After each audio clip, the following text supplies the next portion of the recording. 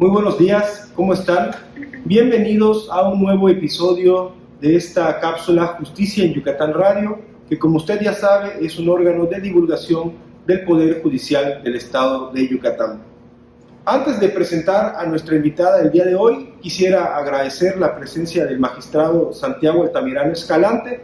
Él es presidente de la Sala Unitaria especializada en justicia para adolescentes del Tribunal Superior de Justicia, quien además muy amablemente nos permitió realizar este programa aquí en su oficina. Magistrado, muchas gracias. Muchas gracias, Mauricio, por la invitación y por poder estar aquí acompañante en estas cápsulas informativas que resultan trascendentales para dar a conocer todo lo que se hace en el Poder Judicial del Estado de Yucatán. Gracias, magistrado.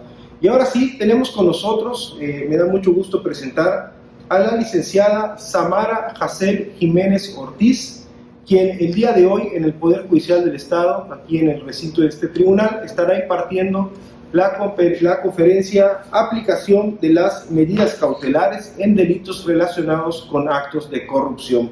Licenciada, muchas gracias por acompañarnos. Muchas gracias a ustedes, muchas gracias al Poder Judicial del Estado de Yucatán, al magistrado, a ti, por recibirme y por poder participar en estas pláticas informativas, en estas conferencias que con mucho gusto pues, estoy aquí compartiendo con ustedes. Muchas gracias por acompañarnos. Antes de entrar al tema, quisiera dar un poquito de contexto de por qué estamos teniendo este programa el día de hoy.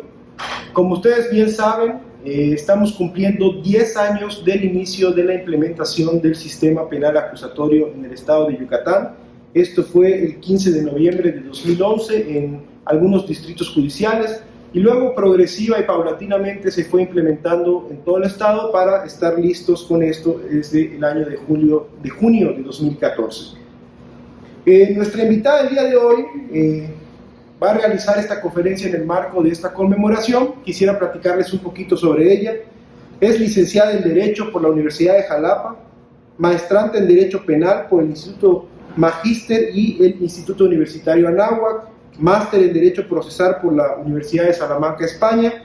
Ha colaborado con diferentes conferencistas, también como docente universitaria, se ha desempeñado como académica y prepara la publicación de su libro La omisión de la valoración del riesgo en la prisión preventiva oficiosa.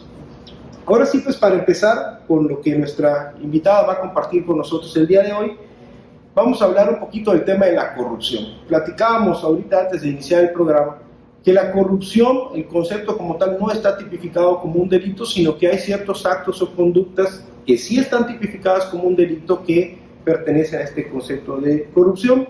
Yo le quisiera preguntar a la licenciada Samara, ¿cuáles son estos actos o conductas que están entendidas como actos de corrupción? Sí, con mucho gusto. Mira, antes que nada, este tema de corrupción, sabemos que en los últimos años ha trascendido más allá, si bien porque no nace la corrupción como tal, como un tipo penal, pero bien hay actos por parte de los servidores públicos en el cual realizan hechos de manera ilícita, hechos que la ley señala como delito, que claro van a tener como respuesta o consecuencia pues muchas cosas, entre esas pues un problema económico, un problema político, un problema social, un problema cultural, que abarca no nada más en nuestro país, sino puede abarcar ya paulatinamente y conforme pasa el tiempo pues a muchos más países.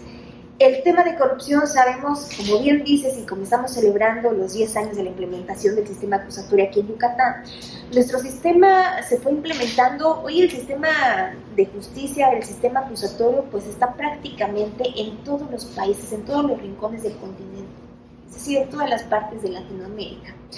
En nuestro país viene esta implementación ya por más de una década, como bien lo vemos, donde esta implementación comenzó en el estado de Chihuahua el 1 de junio del año 2007, posteriormente se implementó en todo nuestro país el 18 de junio del 2016, abarcando ya todos los estados, en donde tenemos figuras de innovación como es la contradicción, la inmediatez, la publicidad.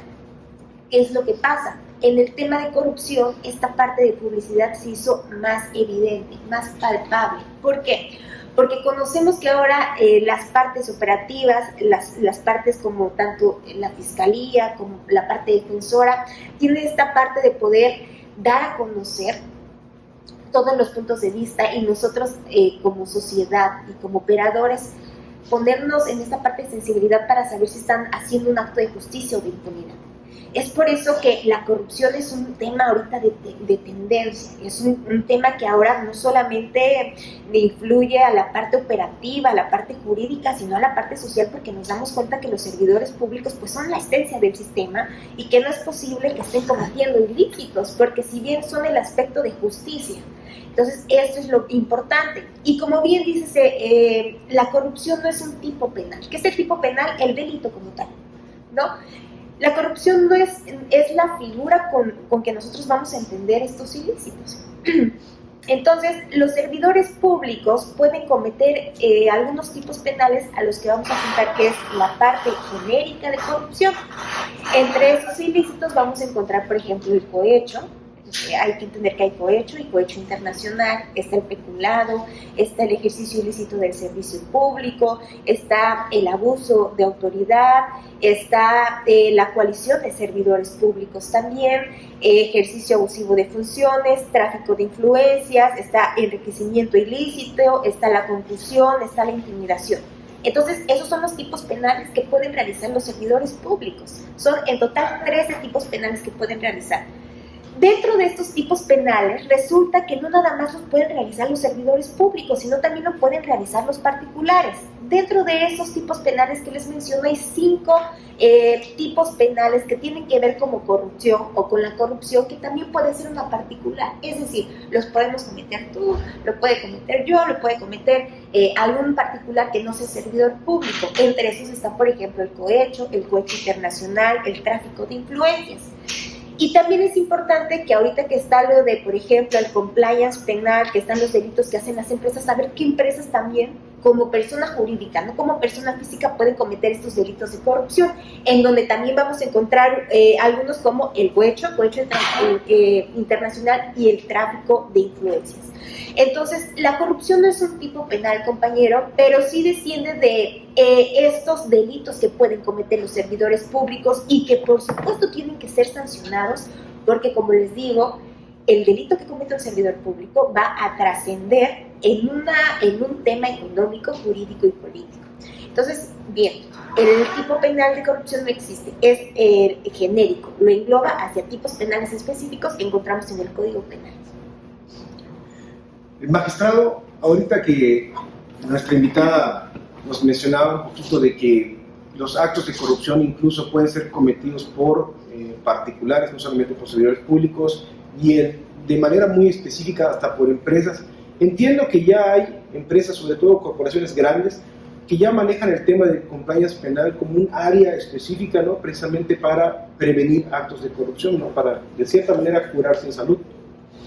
Sí, efectivamente, creo que lo ha dicho muy bien el abogado, el conferencista, que la naturaleza de estas decisiones que se han venido tomando y que han tenido pues, total influencia en la modificación estructural de las normas en nuestro país, ha permitido que nos vayamos adoptando esta nueva cultura, dejando claro que definitivamente, a pesar de que es un tema cultural, se ha convertido en una necesidad del Estado y de la sociedad, queden claras las reglas que deben de aplicarse precisamente para los actos, no solamente de los servidores públicos, sino también de cualquier ciudadano. En virtud precisamente de que ante la existencia de un posible hecho delictivo de esta naturaleza relacionada con el tema de nuestra conferencista, pues hay la probabilidad totalmente clara de que no depende nada más de un servidor público, sino depende también muchas veces de la participación o no de un ciudadano. Por lo tanto, el establecimiento de reglas tiene que ser claro para todos, no solamente específicamente para los funcionarios o servidores públicos. Por lo tanto, yo creo que es muy pertinente el estar divulgando, el estar dando a conocer a través de este tipo de actividades académicas con gente de nivel, la capacidad y la preparación académica, como la abogada, precisamente para dar a conocer cuáles son nuestras particularidades, precisamente. Lo siento, tengo problemas de conexión. Un poco el tema, aquel de que también vienen aparejados del nacimiento y el surgimiento de temas de transparencia, de temas de controles dentro de las instituciones públicas a través de las contralorías, el tema relacionado precisamente con el establecimiento de reglas precisamente para la participación de los empleados dentro de las instituciones, y que bueno, todo es precisamente a raíz de esta nueva cultura. Definitivamente es algo que cuando Pensamos que nos involucra a varias partes, ¿no? Se ha puesto de moda, se ha puesto de relevancia, es tendencia, como mencionaba nuestra invitada. A raíz de eso, yo quiero traer a colación, ya para hablar un poquito sobre las medidas cautelares, la reforma de 2019 a la Constitución Política, en donde se establece que el Ministerio Público podrá solicitar la prisión preventiva oficiosa cuando otras medidas cautelares no resultaran suficientes para garantizar la presencia del imputado en un juicio. Y esta reforma menciona, por ejemplo, que respecto de la corrupción, ¿no?, asoman, y cito, dice: corrupción tratándose de delitos de enriquecimiento ilícito y ejercicio abusivo de funciones. Ya nos mencionó la abogada que existen 13 tipos penales relacionados con este concepto.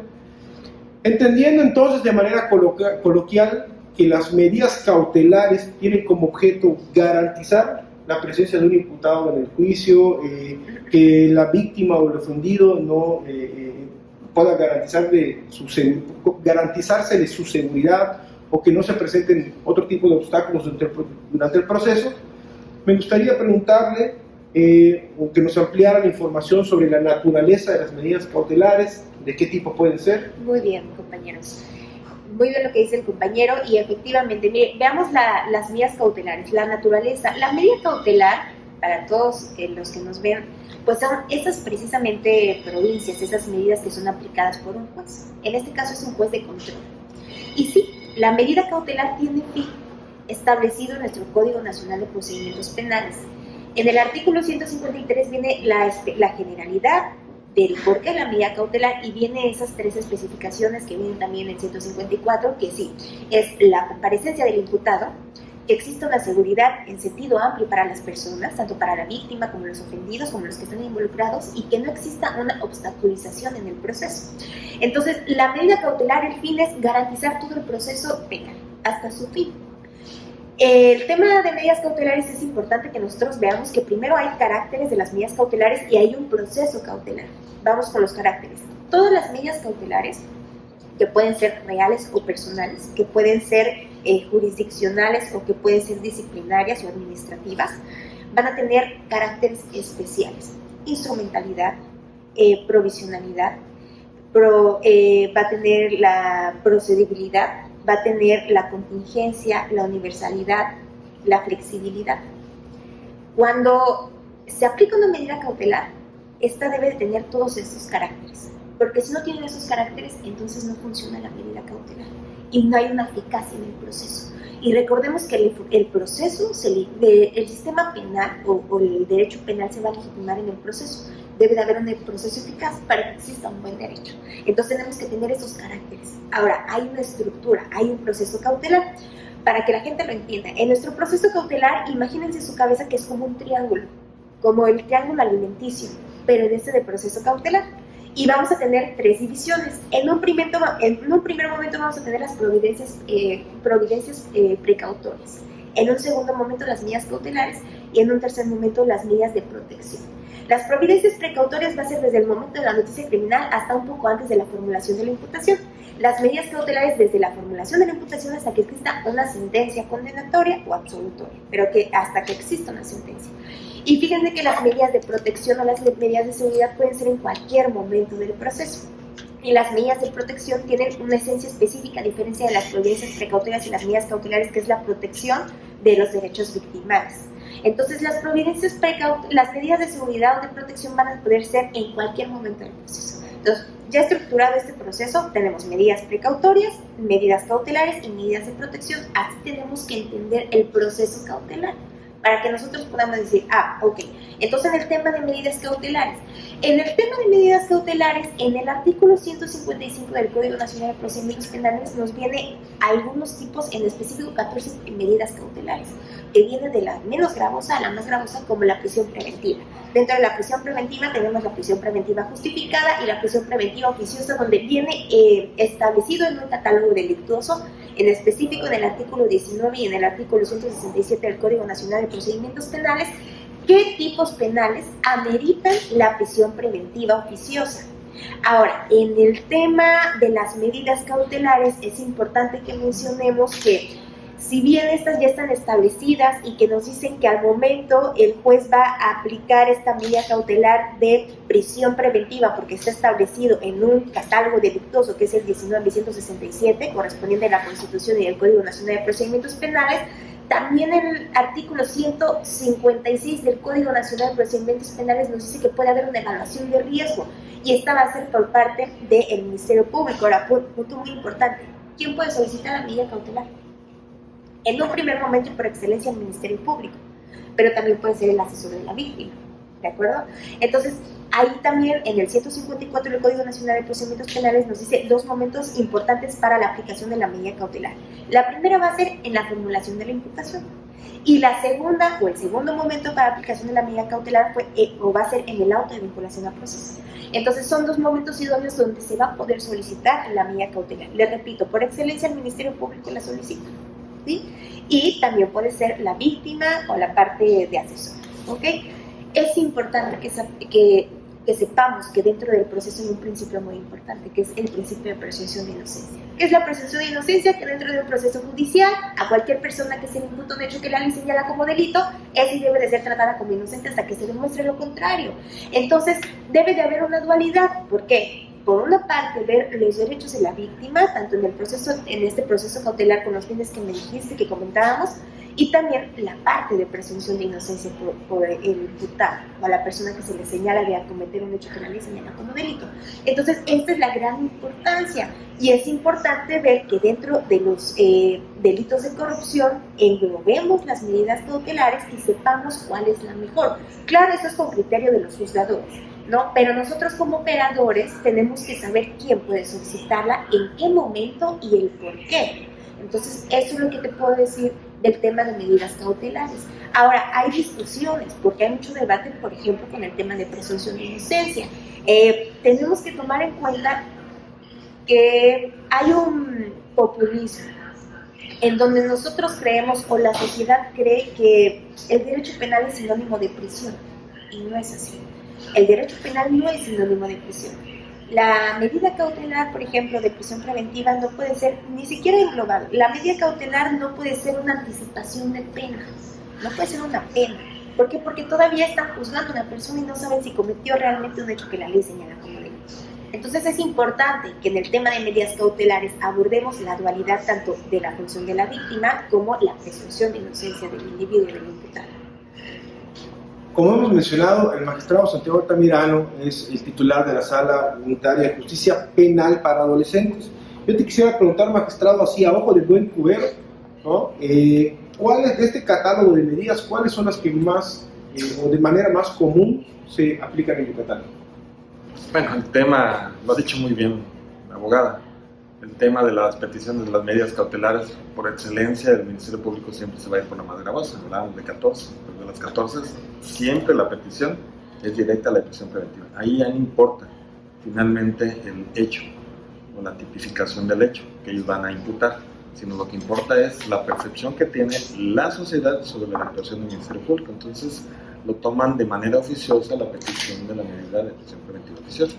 Y bueno, me voy a permitir, inclusive en la pregunta, y desviando un poco del tema, también sucede en el tema relacionado con la justicia, decías tú, y aclarabas puntualmente, penal para adolescentes, que finalmente toda la reforma constitucional para la prisión preventiva oficiosa no aplica en el tema de la justicia penal para adolescentes. Entonces tenemos un doble trabajo, aquel del pensamiento relacionado con la sociedad, con la exigencia de la prisión de manera permanente y con la actuación del Ministerio Público, con la petición de la prisión preventiva oficiosa, y que en el caso de la justicia penal para adolescentes, insisto, con independencia que no aplica esta reforma del 19 constitucional, derivada precisamente de la existencia de una ley especial con sus propias reglas, pues se convierte en el segundo tema que cae en hombros precisamente de los integrantes del sistema integral de justicia penal para adolescentes, para dar la explicación correspondiente de por qué no aplican este tipo de decisiones y este tipo finalmente de peticiones que también se vuelven oficiosas en el ámbito de la justicia penal para adolescentes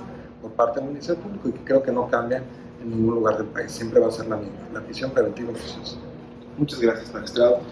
Ahora bien, pues como hemos también mencionado, nuestra invitada el día de hoy estará impartiendo una conferencia aquí en el Auditorio Víctor Manuel Cervera Pacheco del Tribunal Superior de Justicia, denominada aplicación de las medidas cautelares en delitos relacionados con actos de corrupción. Licenciada Samara, ¿qué podríamos agregar sobre esto? Sí, bueno, específico, como dice el magistrado, cuando hacen la clasificación, es importante que conozcamos también la estructura de cómo clasificamos un hecho en temas de corrupción en cualquier tema. Aquí comparto la dogmática del doctor Rubén Quintino Cepeda, en donde nos habla de la clasificación del hecho: tipo penal, grado de ejecución, forma de intervención, naturaleza, si es dolosa o culposa, y si existe un concurso de delito, y si es real y ideal, es decir, pluralidad de conductas, una sola conducta. Y esto lo vamos a ver en nuestra vida cotidiana. Yo lo pongo de ejemplo y trato de hacerlo para que nosotros, de cosas de nuestra vida cotidiana, lo podamos pasar en un esquema específico como es el tema de corrupción. Es decir, si un niño saca un juguete y le pega a otro niño, entonces comete lesiones consummadas instantáneamente, donde interviene el autor directo en forma de acción dolosa. Y eso lo vamos a trasladar a temas de corrupción: cohecho consumado instantáneamente o permanentemente, donde interviene el autor directo o los autores directos en forma de acción dolosa. Entonces, en la clasificación del hecho, la parte del Ministerio Público tiene que hacer eso, hacer una evaluación. Es importante también, como dice el magistrado, la medida cautelar tiene una temporalidad, no puede ser permanente. La prisión preventiva, cuando hemos visto casos mediáticos en donde la prisión preventiva como medida cautelar lleva 5, 6, 7 o hasta 10 años. El Código Nacional de Procedimientos Penales, en el artículo 156, nos dice que la prisión preventiva solo puede ser máximo 2 años. Una persona privada de su libertad en el proceso tiene que durar 2 años. ¿Qué es lo que pasa si el proceso dura más? Se tiene que cambiar, se tiene que modificar una medida cautelar de las 14 que vienen en el 155 del Código Nacional de Procedimientos Penales. Las medidas cautelares son aplicables para todo servidor público o para cualquier particular que comete un hecho de corrupción que viene tipificado en nuestro Código Penal. Entonces eso es muy importante, que nosotros sepamos cuáles son las medidas idóneas y saber que la prisión preventiva no es sinónimo de derecho penal, y que si bien es una medida cautelar la más común, la más usada, no debe de ser así. Debe haber criterio evaluativo a través del Código Nacional de Procedimientos Penales, que nos dice que puede haber una evaluación de riesgo, y sobre todo saber, ahorita nada más les voy a compartir dato oficial de la Fiscalía General de la República, en específico de la Fiscalía Anticorrupción. El delito más consumado es el de peculado. ¿Por qué? Porque lo pueden hacer servidores públicos y lo pueden hacer también particulares. Es dato real. El delito más consumado en la Fiscalía Anticorrupción de la Fiscalía General de la República es el delito de peculado. Eso es lo que les puedo compartir. El otro día venía escuchando en la radio un reportaje en el programa de Denise Merker, que señalaba que en la mayoría, que hay un estudio que muestra que en la mayoría de los centros de reinserción social del país, la mayoría de la población está todavía en proceso, ¿no? Están en prisión por el tema de la prisión preventiva oficiosa, y la cantidad de gente sentenciada es mucho menor. Claro. ¿No? Que está ahora que mencionabas esto, que la prisión preventiva no es sinónimo de derecho penal, ¿no? Claro.